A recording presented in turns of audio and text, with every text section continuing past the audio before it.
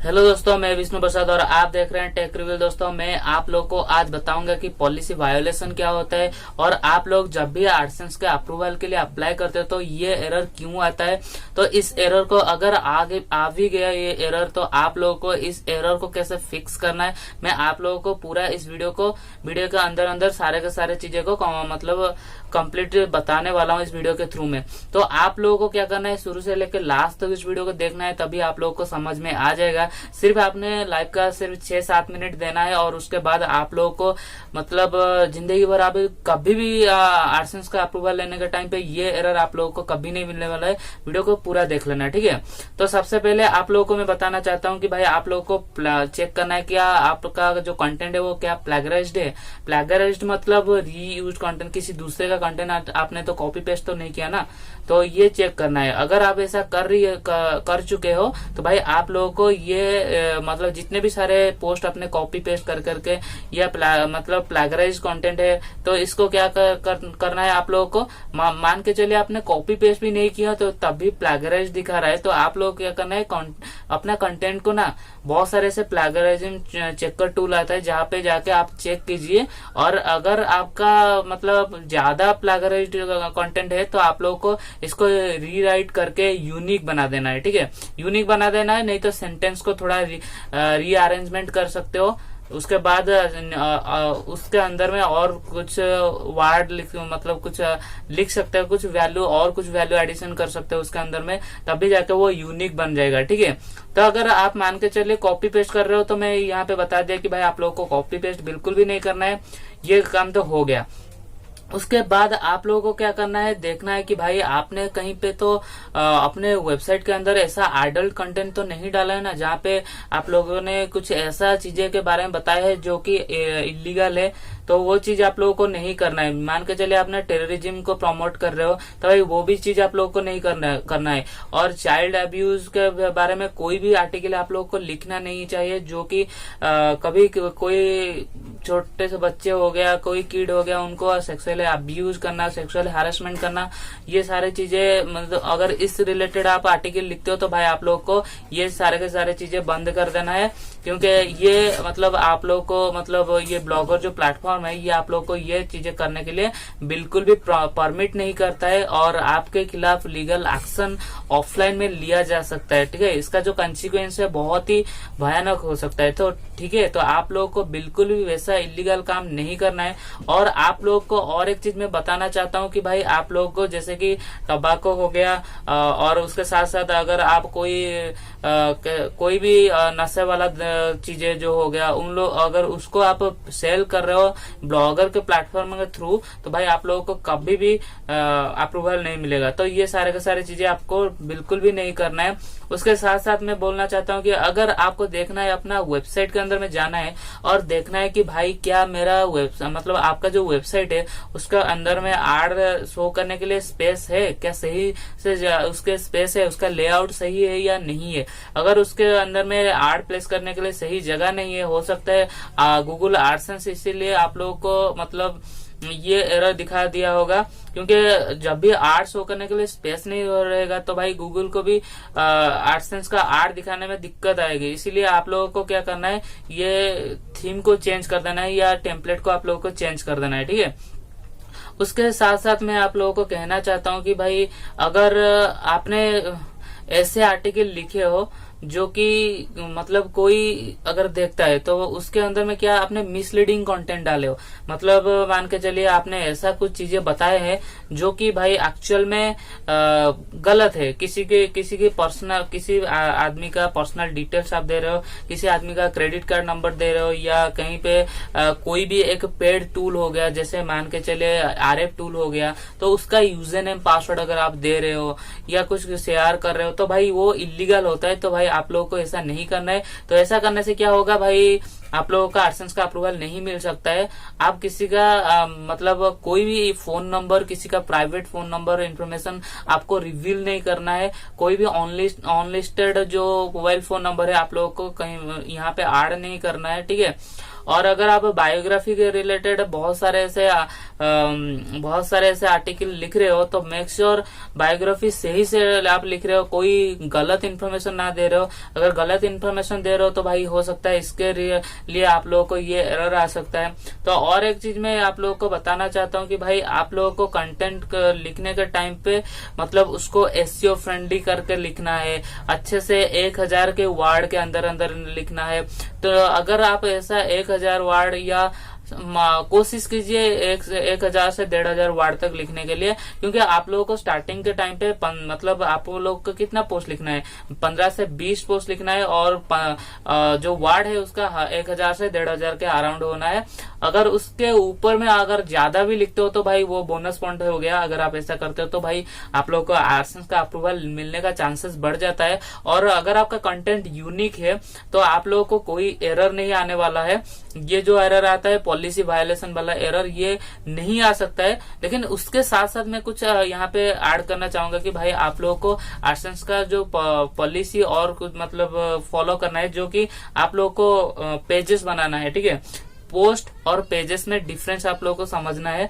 देखो about us हो गया, कॉन्टैक्ट अस पेज हो गया और प्राइवेसी पॉलिसी हो गया, कुकीज पॉलिसी हो गया, ये सारे के सारे चीजें मैंडेटरी है, आप लोगों को जैसे भी करके करना है। और अगर आप चाहते हो तो भाई साइट में आप अगर लगाना चाहते हो तो भाई ये ऑप्शनल है, अगर लगाना चाहते हो तो भाई लगा सकते हो। HTML वाला, XML वाला तो जो लगाते हो तो भाई आप लोगों को तो भाई वो कंपलसरी है, लेकिन जो HTML है वो आप लोग चाहे तो लगा सकते हैं, नहीं लगाना चाहते तो नहीं लगा सकते। क्योंकि मैं इसलिए कर रहा हूँ कि भाई देखो मैंने जब भी अप्रूवल के लिए मतलब अप्लाई किया था तो मैंने अपना वेबसाइट पर साइट मैप लगाया नहीं था। साइट मैप मतलब HTML वाला साइट मैप, ठीक है, XML नहीं। XML तो गूगल सर्च कंसोल में जो ऐड करना पड़ता है, ये तो आप लोगों को पता होगा। तो ये सारे के सारे चीजें आप लोग करना है। अगर ये सारे चीजें आप लोगों ने कर दिए है, उसके बाद आप लोगों को चेक करना है कहीं पे आपने तो ऐसा कुछ नहीं किए जिसके वजह से आपने ऐसा तो पॉइंट आउट नहीं किया है। तो यहाँ पे स्पॉन्सर ऐड करके राइट साइड में मैंने बहुत सारे थीम के अंदर देखा हूँ, स्पॉन्सर ऐड करके लिखा रहता है और प्रमोशन करने के लिए कुछ लिखा रहता है भाई, उस मतलब ऐड करके कुछ लिखा रहता है। तो ये जो रहता है ना, इसको आपको हटाना है। स्पॉन्सरशिप अगर स्पॉन्सर लिंक करके आप लिख देते हो तो ऊपर, तो ज्यादा चांसेस होता है कि वहीं पे यूजर क्लिक कर देते हैं। तो भाई ये AdSense का रूल के खिलाफ है, आप लोगों को ऐसा नहीं करना चाहिए। और एक चीज मैं यहाँ पे और एक चीज ऐड करना चाहूंगा या मेंशन करना चाहता हूँ कि भाई आप लोगों को जब भी कोई आर्टिकल आपने लिखे उसके बाद आप लोगों को कुछ ऐसा ग्राफिक नहीं लगाना है या किसी ऐसा इमेजेस नहीं लगाना है जिसके जो कि पॉइंट आउट करता होगा कि आप लोगों का एड के ऊपर दिखाता है कि इसके ऊपर आपको क्लिक करना है। आप ऐसे देखे होंगे बहुत सारे इमेजेस आता है भाई, ऐसे ऐसे करके दिखाता है और यहाँ पे आप लोगों को क्लिक करना है, क्लिक हियर ऐसा लिखा रहता है। तो भाई ये आप लोग को बिल्कुल भी नहीं करना है। अगर आप ऐसा करते हो तो भाई ये AdSense का पॉलिसी का एक वायोलेशन होता है, इस कैटेगरी में चला जाता है। तो आप लोगों को ये सारे के सारे चीजें आपको बिल्कुल भी नहीं करना है। और एक चीज अगर आप गलती करते हो, क्या गलती करते हो मैं आप लोगों को बताता हूँ। भाई आप लोगों ने क्या करते हो, पोस्ट को, अपना जो पोस्ट है उसको क्या करना है, उसके अंदर में AdSense का कोड लगाना है। लेकिन अगर आपने क्या किया, पेजेस के अंदर में ऐड लगा दिए, मतलब about us, contact us page, उसके बाद आप लोगों ने प्राइवेसी पॉलिसी, ये सारे के सारे पेज के अंदर अगर आपने ऐड मतलब लगा देते हो तो भाई आप लोगों का AdSense का अप्रूवल नहीं हो सकता है। मतलब होने का पॉसिबिलिटी बहुत कम है, क्योंकि बहुत सारे ऐसे वेबसाइट में मैंने बहुत सारे आर्टिकल पढ़ा हूँ और मैंने तो ऐसा गलती कभी नहीं किया हूँ। अगर आप ऐसा गलती कर रहे हो तो भाई आप लोगों को ऐसा गलती नहीं करना है। क्योंकि देखो भाई पेजेस के अंदर में आपने एक वैल्यू प्रोवाइड कर रहे हो तो उसके अंदर में आपको ऐड शो करना है। लेकिन आपने जो अबाउट अस लिखे हो तो ये आपके रिगार्डिंग है, तो इससे कोई बेनिफिट नहीं होने वाला है यूजर्स को या रीडर्स को, ठीक है। अगर आप प्राइवेसी पॉलिसी लिखा रहे हो तो भाई उसके अंदर में तो ऐड टोटली डिस्प्ले नहीं होना चाहिए, ठीक है। तो भाई आपने तो प्राइवेसी पॉलिसी के रिगार्डिंग मतलब एक पेजेस बनाया, उसके अंदर में आपको ऐड देने का कोई जरूरत नहीं है। लेकिन आपने कुछ पोस्ट लिखा, मान के चलिए आपने SEO के रिलेटेड लिखा, आपने AdSense के रिलेटेड लिखा, वेबमास्टर टूल, सॉरी अभी सर्च गूगल सर्च कंसोल, उसके रिलेटेड कुछ पोस्ट आर्टिकल लिख रहे हो तो भाई आप लोगों को ना उसके अंदर में आप लगा सकते हो, लेकिन जो पेजेस है उसके अंदर में आप लोगों को आड मतलब शो करना नहीं है, या आपको आड का कोड यहाँ पे लगाना नहीं है। अगर आप ऐसा करते हो तो भाई आप लोगों को हो सकता है कि आपका एडसेंस का अप्रूवल ना मिले। तो भाई बहुत सारे फैक्टर है जो अफेक्ट करता है आपका एडसेंस का अप्रूवल लेने के टाइम पे। जो भाई देखो मेरा पर्सनली बहुत सारे एरर आ गया था, क्योंकि मैं अपना खुद का एडसेंस अप्रूवल का स्टोरी बताता हूँ। मैं 2018 में ये जो वेबसाइट आप देख रहे हो .com वाला डोमेन के साथ है, ये .in वाला था पहले। तो .in वाला क्या हुआ था, मैंने फेसबुक के अंदर में मेरा एक प्रॉब्लम हो गया था। मैं फेसबुक में सारा शेयर करता था, फेसबुक इसको क्या कर दिया भाई, बैन कर दिया एक बार। तो मैंने उसको ऑन बैन कर दिया, मतलब आप कह सकते हो इसको कम्युनिटी गाइडलाइन के खिलाफ हो रहा है करके कुछ मैसेज ऐसा आ रहा था, कुछ एरर आ गया था। तो भाई ये पोस्ट नहीं हो पा रहा था। तो मैंने सोचा क्या करूं अभी, तो इसका एक सोल्यूशन था जो अगर मैं अपना डोमेन चेंज कर दूंगा तो ये सही हो जाएगा।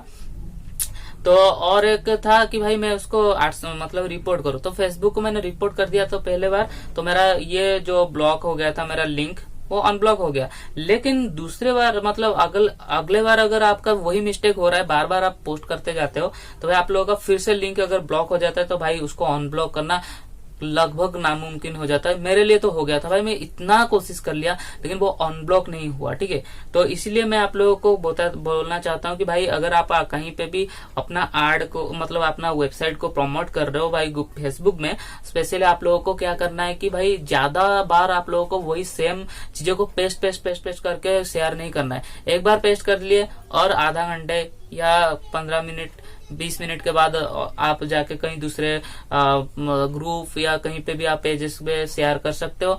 लेकिन उसके पहले आप लोगों को और 2-4 पोस्ट मतलब कर देना है फेसबुक में, स्टेटस में और कुछ लिख देना है, hello friends how are you करके लिख दो। मतलब ऐसे करने से गूगल को मतलब फेसबुक को ऐसा लगेगा कि भाई आपने पोस्ट लिख रहे हो, आपने स्पैमिंग नहीं कर रहे हो।